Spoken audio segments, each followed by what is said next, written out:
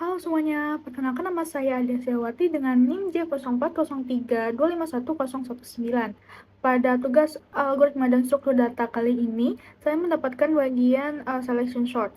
Nah, pada video ini saya akan menjelaskan apa itu selection sort dan bagaimana cara implementasinya pada Python. Jadi, untuk pengertian dari selection sort itu sendiri merupakan algoritma pengurutan yang membagi data menjadi dua bagian. Data yang pertama merupakan data yang sudah terurut yang berada pada posisi paling kiri. Lalu untuk data yang kedua itu data yang belum terurut dan berada pada posisi kanan. Algoritma ini bekerja dengan cara terus-menerus menyeleksi atau mencari nilai paling kecil dari kumpulan data yang belum terurut, lalu menempatkannya di posisi paling depan. Nah, cara kerja dari algoritma ini sendiri, yang pertama itu, algoritma akan menganggap elemen pertama adalah nilai yang paling kecil atau paling minimum.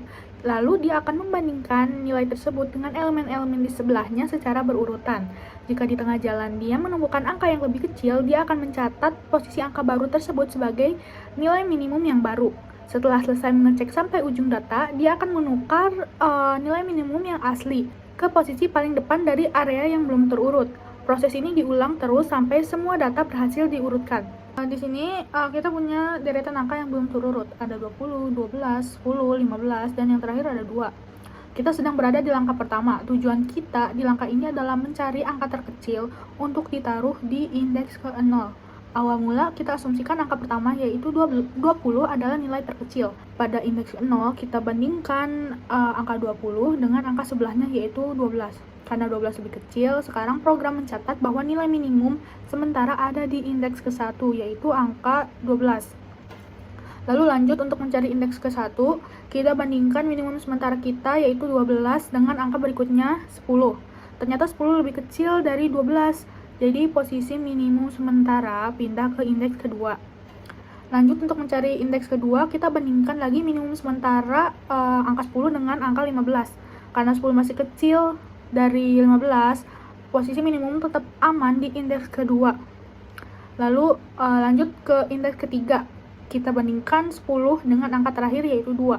Karena 2 jauh lebih kecil dari 10, posisi minimum final kita berpindah ke ujung, yaitu indeks keempat. Nah, karena kita sudah mengecek semua angka, kita sudah yakin kalau angka terkecil di deretan ini adalah 2. Langkah terakhir di step ke-0 ini adalah menukar posisi atau swapping angka terkecil tersebut dengan angka di posisi pertama. Angka 2 bertukar tempat dengan 20. Hasil akhir dari langkah pertama ini adalah deretan angka menjadi 2, 12, 10, 15, 20. Selanjutnya kita implementasikan codingan untuk selection sort pada Python dengan menggunakan Visual Studio Code. Nah, yang pertama-tama itu kita harus mendefinisikan fungsinya. Lalu kita buat variabel baru bernama total element. Rumusnya itu menggunakan fungsi bawaan len untuk menghitung ada berapa banyak angka di dalam list kita. Nah, saya sudah membuat perulangan pertama pada bagian range dalam kurung total element kurang 1. Kenapa dikurangi 1? Karena kalau dari 5 data yang kita sudah berhasil mengurutkan 4 data pertama, maka otomatis data kelima yang paling ujung pasti sudah berada di posisi yang benar. Jadi kita tidak perlu mengecek sampai elemen paling akhir untuk outer looping ini. Di dalam loop ini, kita buat variabel baru bernama indeks minimum. Disinilah inti dari logikanya. Kita mencatat posisi indeks dari angka terkecil, bukan angkanya langsung. Di awal setiap langkah, kita asumsikan posisi angka terkecil ini ada di ujung paling kiri area yang belum terurut, yaitu di indeks awal. Lalu kita buat perulangan kedua untuk mencari nilai sebenarnya.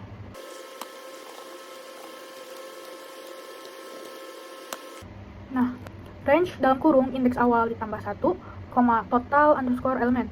Kenapa ditambah 1? Karena kita mau membandingkan angka asumsi kita dengan angka di sebelahnya, persis, sampai ke ujung kanan data. Jadi kita tidak perlu membandingkan angka dengan dirinya sendiri. Di kode ini, eksekusi pencarian itu terjadi. Jadi kita cek terlebih dahulu apakah angka di posisi pencarian saat ini lebih kecil dari angka di posisi minimum sementara kita. Kalau iya, maka true.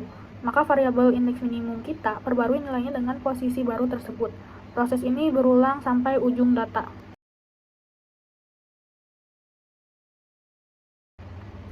Nah, setelah looping untuk pencarian selesai, program sudah memegang posisi pasti dari angka paling kecil. Sekarang kita melakukan tukar atau swapping. Langkah yang pertama, kita simpan dulu angka di posisi awal ke variabel baru bernama sementara. Kenapa dibuat variabel baru bernama sementara? Agar datanya tidak hilang saat ditimpa. Lalu langkah yang kedua itu kita lakukan timpa angka di posisi awal dengan angka terkecil yang baru saja kita temukan posisinya. Langkah yang terakhir, kita masukkan angka yang tadi kita simpan di variabel sementara ke posisi lama si angka terkecil. Setelah itu, kita gunakan fungsi selection sort yang baru saja kita buat ke dalam data yang telah kita isikan angka-angka acaknya. Lalu, print data yang sudah digunakan menggunakan selection sort.